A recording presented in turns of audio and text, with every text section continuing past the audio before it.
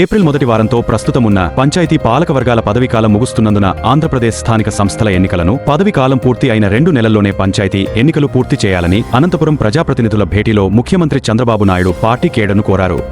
ప్రపంచం యుద్ధ భయంతో వణికిపోతుంటే కొందరు బెట్టింగ్ రాయుళ్లు మాత్రం యుద్ధంపై పందాలు వేసి కోట్లు సంపాదిస్తున్నారు. పాలి మార్కెట్ అనే క్రిప్టో ప్లాట్ఫామ్ లో ఇరాన్ పై అమెరికా ఎప్పుడు దాడి చేస్తుందనే అంశంపై వేసిన బెట్టింగ్ లో 16 మంది చెరో $1,00,000 గెలుచుకోగా ఒక వ్యక్తి ఏకంగా $5,00,000 అంటే మన కరెన్సీలో సుమారు 4 కోట్ల రూపాయలు గెలుపొందాడు. తమిళనాడు అసెంబ్లీ ఎన్నికల పోరులో డీఎంకే కాంగ్రెస్ మధ్య పొత్తు రాజకీయాలు తుది దశకు చేరుకున్నాయి. సుదీర్ఘ చర్చల అనంతరం డీఎంకే తన మిత్రపక్షమైన కాంగ్రెస్ కు 28 అసెంబ్లీ స్థానాలతో పాటు ఒక రాజ్యసభ సీటును కేటాయించేందుకు మొగ్గు చూపింది. ఏప్రిల్ లేదా మే నెలల్లో అసెంబ్లీ ఎన్నికలు జరిగే అవకాశముంది. బీహార్ లో కిషన్గంజ్ జిల్లాలో మాల్దా నుండి సిలిగురి వెళ్తున్న DEMU రైలును ఒక లోకో పైలట్ తన 9 గంటల షిఫ్ట్ టైం అయిపోయింది అనే కారణంతో వందలాది మంది ప్రయాణికులు ఉన్న రైలును ఠాకూర్ గంజ్ స్టేషన్ లోనే నిలిపివేశారు. విశ్రాంతి లేకుండా రైలును నడపడం నిబంధనలకు విరుద్ధమని, అది భద్రతకు ముప్పని ఆయన స్పష్టం చేయడంతో రైలు 3 గంటల పాటు అక్కడే ఆగిపోయింది.